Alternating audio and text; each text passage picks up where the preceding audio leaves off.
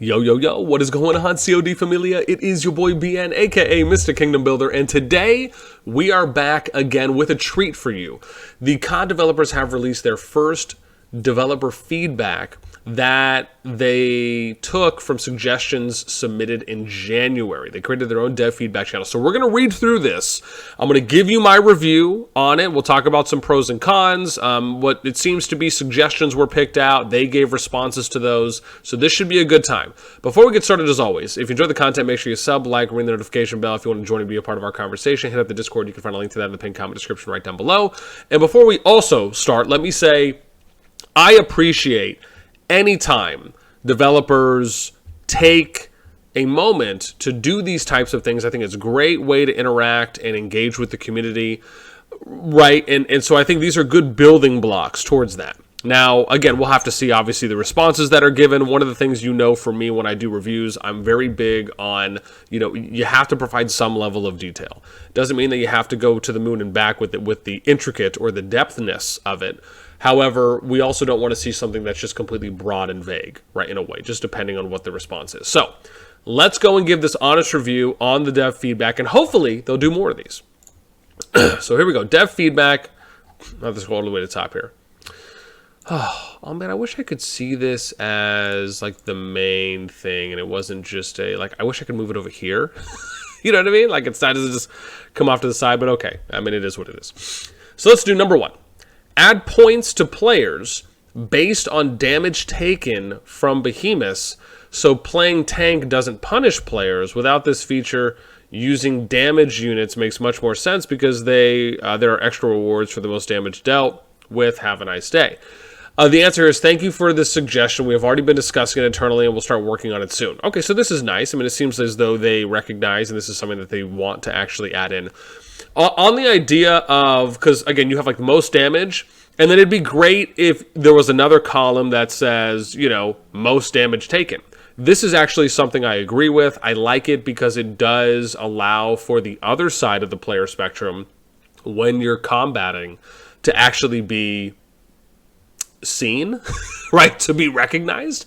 So this is actually nice. I like this. When it comes to the response, again, I would have liked for a little bit more here. I mean, even something such as, this is feedback we've heard from multiple players. One of the things we really want is for, as many players to feel included and to feel that, them showing up and engaged as possible in fights, and rewarding those that do this, right, would be equally as beneficial. I mean, even if it's just something to that, sure, you might be adding a little more fluff, but you're giving a little bit more context, maybe insight into what you're thinking. Then we get into S2. So guild hopper and fake merit issue. There should always be a countdown when joining another guild, at least 2 to 3 days.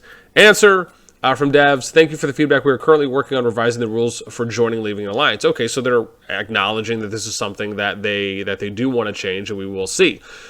What I will say here, right, and this is probably going to be something I'm going to continue to say, when suggestions are submitted and/or when the devs choose questions or suggestions to respond to, it is important that the questions are detailed out.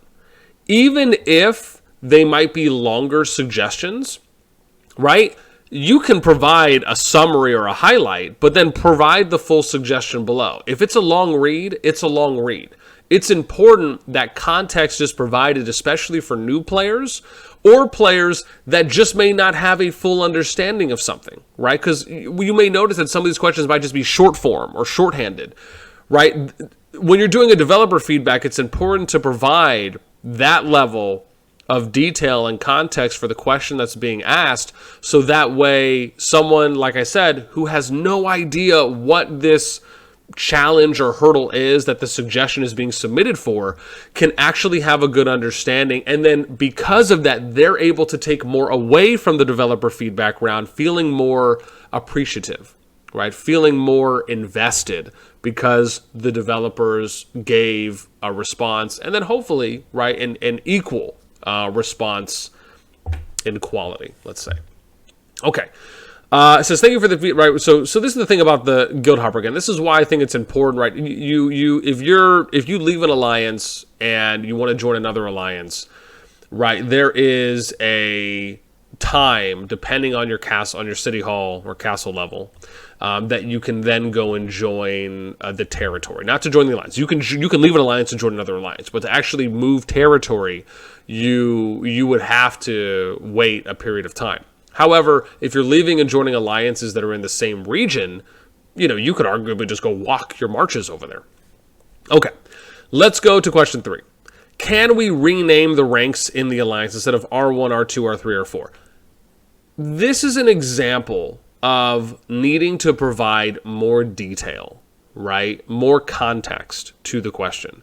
This could have been as simple as them adding in something, i.e., or as example, peon, apprentice, assistant manager, right? And then manager, right? I mean, just as an example, right? I mean, so that's really what they're saying, but that's not detailed out here. So you would have to really read between the lines and just do a little bit more thinking than you really should have to, right? Like, it should just be really plain and simple. Now, the response here is, that's an interesting suggestion. I actually concur with that. We might consider changing that in the future. I, for one, actually think this is a great suggestion, in my opinion. I think it allows for personalization. I think it allows for more quality of life within your alliance. And that's something that doesn't really affect anything at the end of the day, right? You can still have R1, R2, R3, R4, but then you have the nickname or you have the new name, and then it just, in parentheses, or if you mouse over or something like that, or in another area, it'll just show you what the ranks are. You can totally like an info bubble. That's something you can do. I actually really like this idea. So, and just so you know, if anyone would join an alliance of mine, R1 would be peon. So, have fun with that. S4. Hello, dear developer. Maybe we could consider adding a poll feature in the mail. It would help a lot for alliance coordination. We are currently working on a new system which will have a feature for better alliance coordination. Okay, cool. This is nice. I mean, obviously it doesn't answer this question specifically, right? I think it'd be nice to say like, oh, hey, this is a neat suggestion. Thank you for submitting. We're currently working on a new system that may or may not include this, right? Just so you can give more or less the same answer, but just do it in what I would consider to be just a more fuller way, right? Now, when it comes to the poll feature in the mail, I'm actually a fan of polls. However, I believe that the polls have to be customizable. You have to be able to customize the question and customize the answer in order to get more out of it. But yeah, I like it. S5. Behemoth Summon has to disengage when someone brings him in the opposite of where he is summoned and just kite him and just defend the place he is supposed to defend or attack around the place he is summoned. I feel like this could have been worded a lot better. Thank you for the suggestion. We are currently working on some combat changes that may grant some more control to players. So I think what this person is saying here is that like when someone uses like a Harlequin mask, right, to taunt the behemoth, which I've been hearing reports that it doesn't work or doesn't work as long anymore. I'll have to wait to get that further confirmed. But saying that, right, summon, they'll just kite him away. And I guess they're saying they just want him to defend the place he is supposed to defend or attack around the place he is summoned. So again, it's hard to kind of, I don't know why they would have chosen this one. It is just, respectfully, it's just poorly worded, right? The base of this is confusing my brain. But if that's what they're saying, in short, that they would rather have, like the behemoth not get pulled away instead, or not get pulled that far away. So that way there's maybe just more things that you can do with the behemoth within the area. Then I would say I'm actually kind of 50-50 on that. I mean, sure, do I think you should be able to aggro pull a behemoth, 100 or 200 kilometers away? No, I don't. So I do somewhat tend to agree, if that is where this is going, is that you should just have more CC options within a finite region from where your behemoth is summoned. Let's go number 6. So this is cool. I like how they do this. Suggestions under consideration. So never mind. It's the same thing. It's just so I was like, yo, is that different there on the bold? So hello developers. I would like to see a map for team battles in the game. For example, 10 to 15 people, something similar to Osiris in the game, Rock. I would like there to be no binding of players to the clan, and people could unite looking for different clans, creating a team for competition. Ooh, this is actually interesting. It would be so cool if they said who submitted these, right? Like, hey, this was submitted by. That, I think, is important. They need that's an improvement for next time. Make sure you guys give credit to the people who submitted the suggestions. To the clan, people could unite looking for different clans, creating a team for competition, and the competitions themselves were like a tournament with selection by the strength of the teams in. The game is now in an early stage. We are working on more new and exciting game content, which will come in the future, and the PvP Battles design is currently in progress. Okay, cool. So some things that they're saying are in progress. So this idea, again, whether it's Osiris, no, I want to point out, right, some of the things in CoD obviously are different with the range mechanics, flying, going over terrain. I mean, some of those things I'm sure would factor into some type of a Cyrus League arc, just some type of alliance versus alliance. However, what is interesting to me is that you could almost do something like League of Legends as an example, right? You could have a map, not to say with lanes, right, or with lanes, but the example is, I mean, just to kind of show the range in which CoD could explore different ways of doing things because of the range play. You could even do like a Total War roam, like a Total War type of approach to the game as well, right? You could have like choke points that have to be sieged. It could be like a kind of like an ARAM type map for those of you that play that in League, basically just a bridge, right? And it could be like you having to like defend certain points, certain setups, attacking, kind of like taking a Clash of Clans like approach, right? So I mean, again, there's so many things you can really do with CoD, in my opinion, just because of the fact that they have now ranged elements. Like, I just think that there's more cool things you can do there. So, yeah, I mean, even like big 50 versus 50 battles, that could be cool. I mean, again, right, you could do last man standing, battle royales. I mean, the sky is the limit, I really think. Okay, let's look at number 7. Remove or reduce the teleport cooldown dramatically. It's just time consuming to wait till you can teleport. Thank you for your feedback. We consider other ways to improve. Again, this is an example of needing some more context. Now, the assumption here is that this suggestion is referring to when you're moving alliances, right? Because if you're already in alliance, I don't believe there is a teleport cooldown unless I missed it. But with that in mind, that I will say this: I like the fact that you cannot, at least at face value, let me say, I like the fact that you cannot TP immediately after joining another alliance. However, if I look at the other side of it, let's say they did remove the cooldown and you could join an alliance anytime you, or, you know, obviously if you were accepted or one that's open, could teleport there.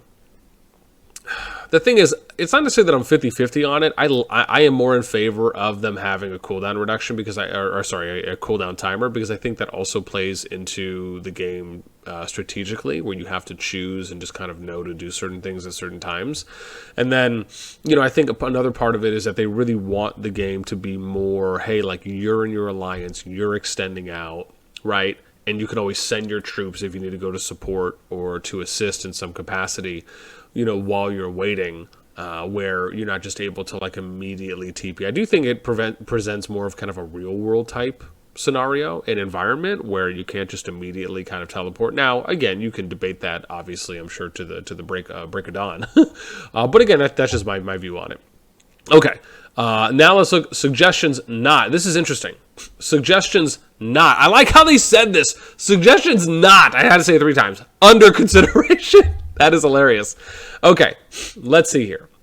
If a player leaves an RSS node without completing it, put a big red arrow over their name and make them attackable by the whole server. Dude, this is funny to me. I just love how they add something like that in. Oh, this is big. Wow. Add KVK. They said not. Now, let's be specific. Not under consideration does not mean never. It just means they're not considering it right now. Right? Let's be very clear on that. Now, if they came out and said suggestions we will never add in the game, okay, that's different. Add KVK. This to me is understandable. It almost feels like this was, you know, it's nice for them to say this because obviously they want their game to be a little different. However, I'm going to say this on on the KVK part. I personally believe that adding, whether it be a KVK like mode, map, etc., like we've seen with Rock, would be vastly different in COD than it is in Rock. More specifically, it would be, again, and I can strongly and just confidently say this, it would be more skillful. There would be more strategy. There would be more true skill that is applied simply just due, and it's no offense to, no slight to Rock and any other Kingdom Builders, just the fact that there is range play here, right? That's the next level. There, you can go over terrain. They have artifact skill usage that you can time out. These things really just separate COD from other Kingdom Builders. So I actually think the KVKs, if they were to add something like that in COD, would be so much better in COD than other games because of those foundational features. Okay, now let's go nerf the Magma Daemon damage and health. It's way too hard for younger servers who lack of spenders. So this is the thing, right? And I want to say this before we continue reading. When they make a category like this, it is important, and this is the one thing that I'm going to say, again, you have to add explanations. You have to give a reasoning why. That is important. It doesn't matter if people disagree or agree with your reasoning. It is your own reasoning. It is your justification and your explanation, which everyone at minimum should be able to respect, right? Regardless of how they feel about it. But that is something they need to add in the next time they do a dev feedback. Again, I love the dev feedbacks, but add in an explanation. If you're saying this is not under consideration, explain why it's not under consideration, right? That is important. Because otherwise, it honestly just feels like you're yelling at us. You're just shouting at us, or you're just commanding. You're just whipping out that ruler, and you're just like, or that whatever that is that they put on the chalkboard, and you're just like, this is this is that, and this is there, and then bam, right? And then you just move on to the next subject. That's unfortunately just how it comes off, right? It comes off very brunt. So yes, with that, I'd love to see that added. Now, obviously, with the thing here on nerfing the magma damage and health, saying it's way too hard for younger servers. The thing is, I would have, now again, I'm not taking anything away from the younger servers. However, what I would say is important, and this is where subjectivity comes in, is that unless you have someone going into the young servers and they're watching every magma daemon attempt to make sure, or to assess, okay, well, is this alliance using the more favorable Legion pairings? Are they using, as an example, are they using marksman units over mages? Do they have a healthy ratio, right? Are they using the appropriate amount of tanks to do it? Have they watched other videos? Do they have a proper talent tree presets or setups? Right? How's their coordination as an alliance? I mean, there's, just to name a few things, there's multiple factors that go into whether or not you may be able to kill Magma Daemon versus not. Also take in mind, they have already nerfed Magma Daemon once, and after they nerfed it, they saw that more alliances were able to beat it. Now, again, let me also preface this by saying that the earlier kingdoms, especially like kingdoms 1 through 4, they were, and again, I'd have to go back and look, but I can say this confidently, at least for Kingdom 1, that, right, they obviously were around longer prior to Magma Daemon being added into the game. So their timeline for an average season was much longer, right? You can make the argument that, okay, you can exclude S1. It makes sense on why they would be able to. I'd have to go look at the timelines for S2, 3, and 4 based on when Magma Daemon was added in, as in were those kingdoms at, 70 days old or not. I want to say they were, because from what I remember, the time once the gosh, I'm forgetting what it's called now. Oh, Josh, but when the season reset ended, right, we ended up transitioning into SS1-1 shortly after that. But again, don't hold me to that. That's just what I'm thinking up here. Number 4, leveling the commander and artifacts every season is tiring and unnecessary. Increase the EXP we earn from creatures. So, what I will say here, I do somewhat agree with this, not with the part about the seasonal resets. I like the seasonal resets. However, and this is why I say I can only kind of partly give my experience here, right, because I'm just not actively playing an account until global release hits, is part of me feels that it would be nice to have more experience gained from creatures. Why do I say this? And again, this is just from me talking to a few players and them telling me, you know, how far along they are in the current season and how many heroes they have maxed, right? Maxed at level 60. Not star, but just level. And to me, my view on it is that you should at minimum be able to max 10 heroes to 60. And I would argue being able to max them, I would say, by the time Zone 3 opens, right?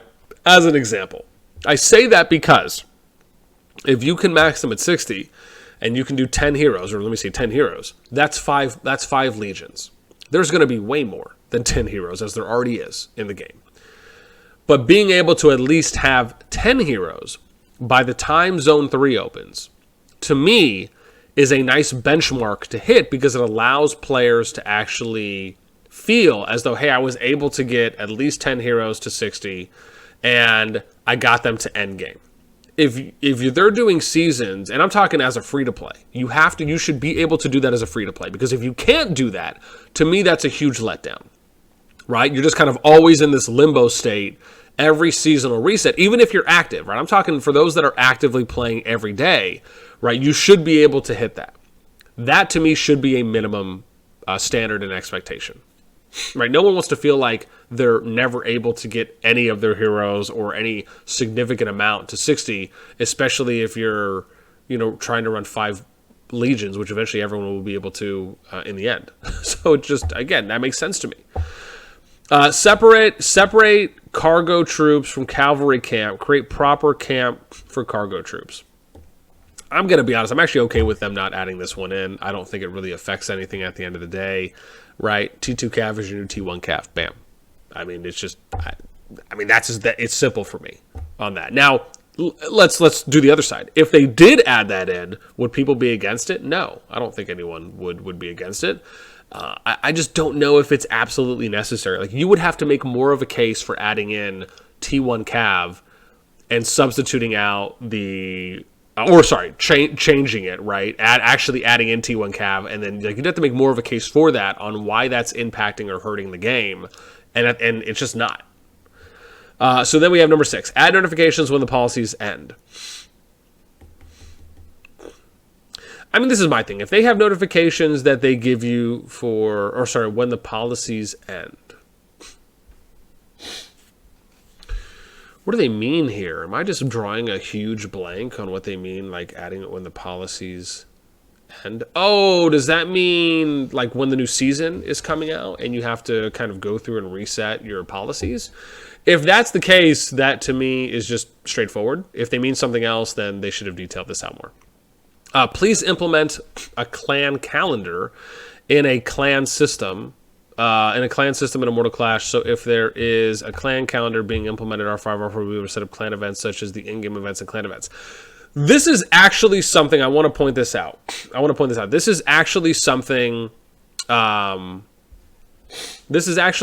that I believe in.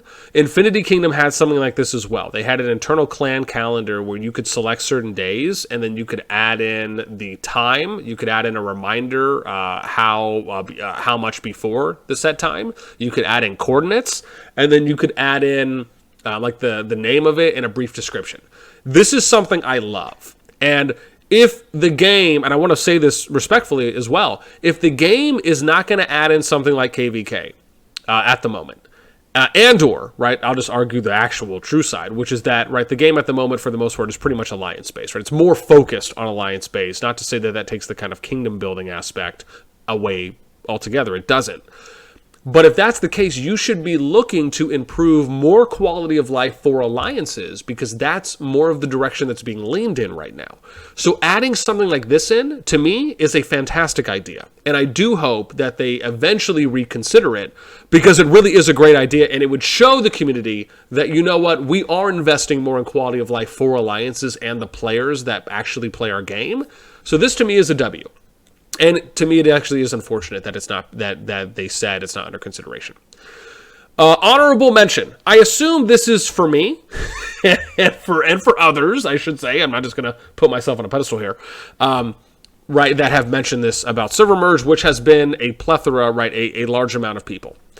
And again, this says, we received feedback about the recent server merge and understand some of you may feel it was unfair. Please know that this won't be a regular practice after the global launch. We had to resort to this solution to collect data for future decisions. Thank you for your understanding. Okay, first off, thank you for the explanation. This, to me, is exactly what should have been said in the first place, before the merge was announced, right? Or at the time that it was announced. Like, just put a little blurb down there. I mean, this is exactly what you want to hear. I do not need any additional context, because, even though I would love it, I do not, because they say we had, right, this will not be regular practice after global launch, which hopefully that gives us the assumption that, okay, now it's probably going to be every 4 kingdoms that are going to merge, right? That's my hope. Let me say that. Assumption is hope. They said we had to resort to this solution to collect data for future decisions. However, what I want to say here, and this is the one thing I'm going to hold them accountable to, you have to explain what data you're collecting for future decisions. Why do I say this? Because I don't see it. And if I don't see it, I'm sure other players don't see it. Like, what data is important or that you need in order to collect? And that's not me saying like, oh, you have ulterior motives. That's me honestly saying we would love to hear that. And again, let me state, it doesn't mean you have to go into the most amount of detail. You could say something simple as, we needed data on we needed data on player retention and as far as what the drop-off rate is, or from merges, right? Or we need to see what the impact is from bringing in a slightly weaker or just weaker kingdoms into a merged kingdom, right? Like, just whatever it is, give some explanation, and that's enough. Right? That, to me, is exactly something that the community would always appreciate, like I mentioned before. It doesn't matter if they would agree or disagree with it, but you providing context and an explanation is vitally important, right? And yes, I love this honorable mention. Thank you for including that. And I think that's great. But again, would love to have a little bit more of an explanation there. Okie dokie. That is going to be it here for the developer feedback. I also want to go to suggestions real quick, just to highlight, and I want to give this is my last thing, I want to give a big shout out to everyone that ended up, and I think I'm going to have to scroll up here a decent bit. I want to give a shout out to everyone here who upvoted our kingdom merging recommendation, right? We got 163 upvotes to 22 down, 141 if you want to split the difference. To my knowledge, if this is correct, someone can quote me on this or tell me if not, but I believe this is the most upvoted suggestion thus far. And again, I want to give a huge shout out to everyone that did upvote this, because not only you, among others as well, right? There was plenty of other people, Unknown, Unanimous, Moon Knight, I'm sure others as well, right? That also submitted other merging suggestions. But the fact that we were able to rally a lot of people to upvote one specific suggestion is exactly how we're able to then impact a level of consideration and at least visualness, right? At least awareness to something like this when it comes to the development team, right? Remember, as I always say, it doesn't mean that, I mean, you could have something that has 1,000 upvotes, right? It doesn't always mean that something's going to go forward. But what I at least would expect is for it to hit the radar of the development team so they can at least look at it, they can analyze it, have an internal discussion, whatever process they go through, and then come to a decision on what they're going to do, and then obviously how they're going to address. And so I just want to obviously give a huge shout out to everyone that upvoted that, along with the other submissions that were sent. I actually, overall, right, in my conclusion, I really like that they're doing these developer feedbacks. My biggest takeaway is, like I was saying, to summarize, one, the questions that they're adding here, some of them do require a little bit more detail and context. With some of the answers that the developers gave also require a little bit more detail and a little bit more context, right? Especially if it's not something that's extremely straightforward. And and as an asterisk here, right, it's always better to give more detail and to give more context. Not to say you have to write a dissertation or a complete essay, but giving a little bit more is always going to be more appreciated than not. And yeah, that's it. So I want to hear from you. Let me know what you think in the comments down below. What are your thoughts on the suggestions under consideration, the ones not under consideration, and the honorable mention? I'd love to hear from you. That is going to do it for me today. As always, until next time, we will catch you later.